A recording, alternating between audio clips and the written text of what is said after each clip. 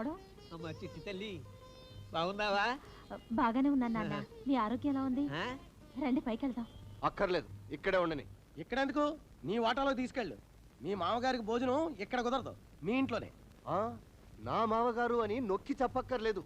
4 తులాల వెండి డబ్బు పట్టేశావుగా. అంటే అంటే డబ్బు నీకు, ఖర్చు నాకునా?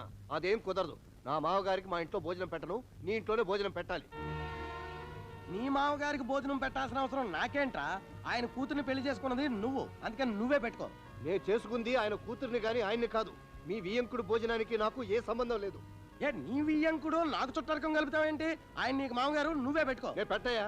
నేను పెట్టను. నేను పెట్టను, నాకు అవసరం లేదు. నాకు అంతకంటే అవసరం లేదు. ఇదిగో మీరిద్దరూ నా భోజనం గురించి తగులాడుకుంటున్నారా? దాందే ఉంది. ఒక పూట వియ్యంకుడు గారింట్లో తింటాను, ఇంకో పూట మీ ఇంట్లో తింటాను. పోయేదే ఉంది. ఒరే చలం, మా వియ్యంకుడికి అల్లుడికి నేనంటే ఎంత అభిమానం చూసావురా?